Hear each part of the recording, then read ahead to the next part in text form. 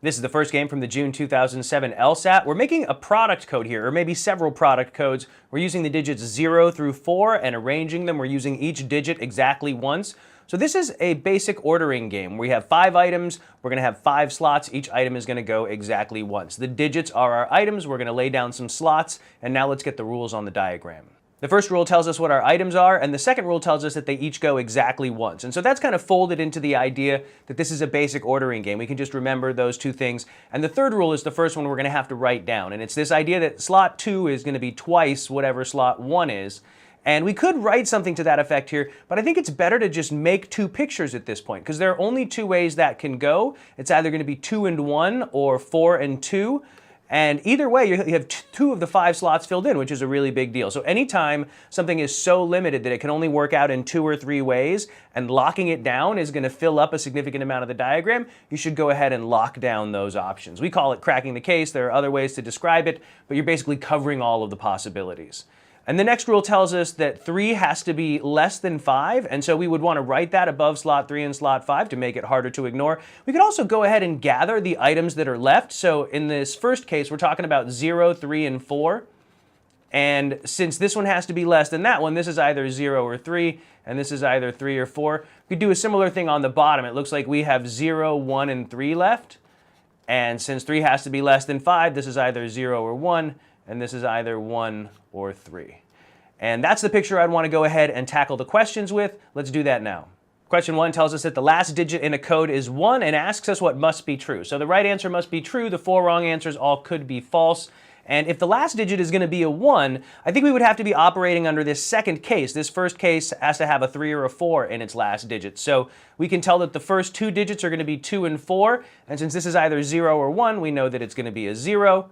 In other words, 3 has to be less than 5, and then the 3 is going to go here. So we can basically figure everything else out if we know the last digit is 1. Let's see which of these has to be true.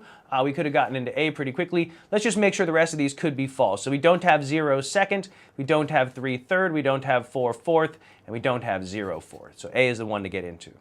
Question 2 doesn't give us any new information. It just asks what must be true. So the right answer must be true, and the 4 wrong answers all could be false. And anytime we don't get new information, we try to use our original diagram. So whatever must be true is going to have to be true in both of our 2 cases.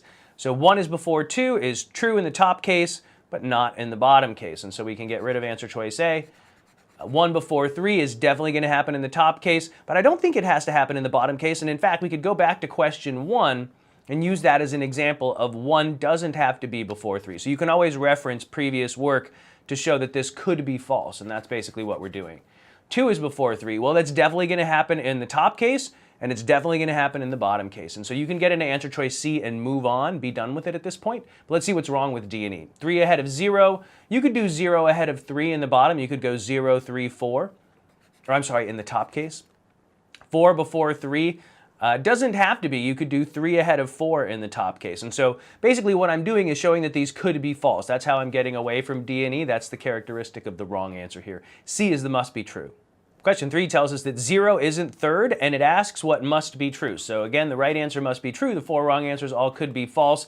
And let's make a deduction based on the fact that 0 isn't third. So I guess if we're in the bottom case, we're talking about 1, and if we're in the top case, we're talking about 3. Since there are only 2 ways this could work out, I think I would just want to make both of them without overthinking it too much. Here's the bottom case.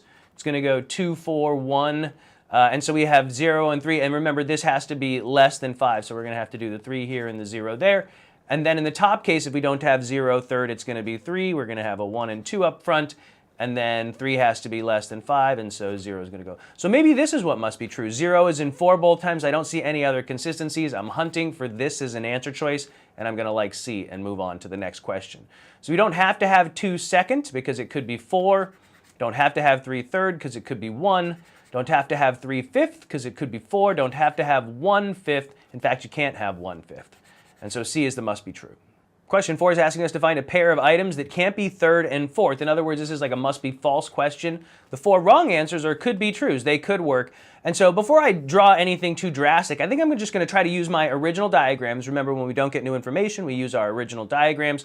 I'm just going to try to imagine these 2 items. For example, 0 and 1. We could go 0, 1, 3, right? And so I could imagine these guys going third and fourth in my second case. And so I don't like that as an answer choice. I think that's a could be true. 0 and 3 Could we go 0, 3, 4 here? I believe we could. I don't see anything wrong with that. 3 is less than 5. 1, 0. Could we go? Yeah, we could go 1, 0, 3. We did that, I think, at one point, and if we didn't, we totally could. That would keep 3 less than 5. Can we go 3, 0? Yes, up top though, not on the bottom, but up top you could go 3, 0, 4, and that would work.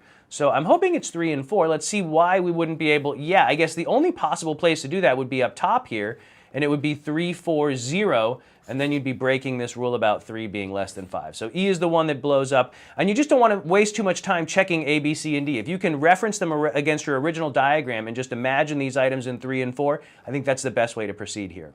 Question 5 doesn't give us any new information, it just asks what must be true. So the right answer must be true, the 4 wrong answers all could be false. We're just going to try to use our original diagrams. Whatever must be true is going to have to be true in both of them. So let's just go to answer choices. Exactly 1 digit between 0 and 1. Does there have to be? I feel like in this top case we could put 0 here and get 2 digits between 0 and 1. And so I feel like this could be false. I can imagine a situation where it's not true. Exactly 1 digit between 1 and 2. Well, that doesn't have to be true here. So just use your first example to get rid of that. A maximum of 2 digits between 1 and 3. Now remember, we're trying to break these. We're trying to show that they could be false. So could I get more than 2 digits between 1 and 3? Could I get 3 digits between 1 and 3, like on this top case? Like this? Yes, I believe I can. I'm not breaking any rules here. So I don't think there's a maximum of 2 because I think I could do 3. I've shown that that could be false. A maximum of 2 digits between 2 and 3. Could I get 3? Could I? Yeah, maybe on this bottom case, 2, 3. We could do 0 or 1, doesn't matter.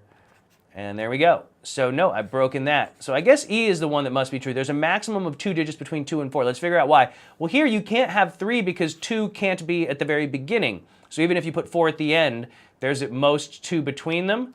And here they're neighbors, and so there's definitely not going to be more than 2 spaces between them. And so that's why there's never more than 2 digits between 2 and 4. You just can't do it. So E must be true, and everything else here could be false.